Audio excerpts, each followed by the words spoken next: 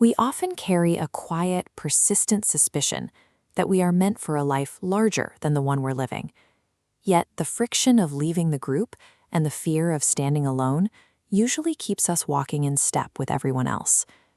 Thousands of years ago, the authors of the Upanishads developed a rigorous psychological framework to address this specific state of self-limitation. We find the roots of this work in these foundational Sanskrit texts.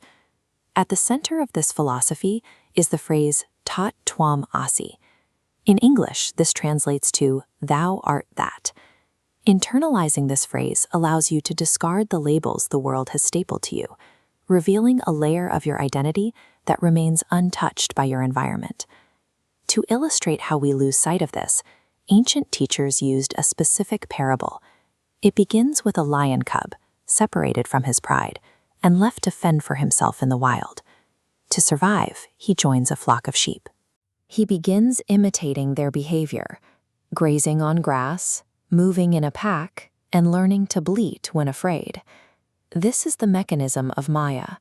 It is the cognitive process of mistaking your social conditioning for your biological truth. The cub has the physical composition of an apex predator, but because his mind is bound by his surroundings, those traits remain dormant. He lives as prey because he believes he is prey. This routine ends when a fully grown elder lion emerges from the brush. His presence is an immediate, violent disruption to the flock's safety. The sheep scatter instantly. There is no coordination, only a blind stampede driven by the instinct to escape. But the young cub does not run. He stands paralyzed, overwhelmed by the very same terror as the sheep around him. He attempts to bleat, trying to signal his belonging to the fleeing flock, leaning into the only identity he has ever known.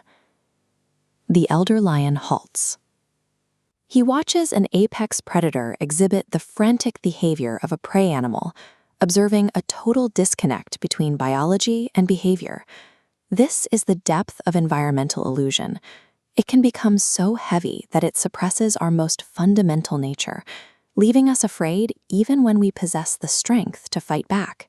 In this tradition, breaking a conditioning this deep requires a guru. This isn't a figure of comfort, but a catalyst whose role is to aggressively challenge the lies you've told yourself. The elder lion corners the cub. He ignores the bleats of terror and refuses to treat the creature before him as anything other than what it actually is. He forces the cub to look at him and delivers a command that shatters the cub's reality. You must stand tall and lead them. Significant change rarely comes from within our comfort zone. It often requires an external truth to demand that we recognize our nature and abandon our self-imposed limits. The elder lion carries the cub away from the pasture and toward a perfectly still lake. He holds the cub over the water. As the surface settles, the cub sees two identical predator faces staring back.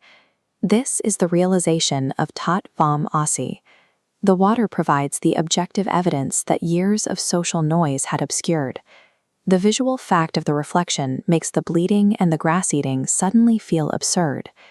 Your true identity is not something you need to invent.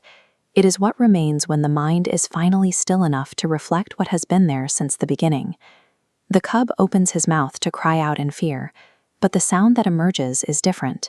It is deep, resonant, and carries the weight of a true lion's roar. This alignment of nature and action is the state of moksha, or liberation.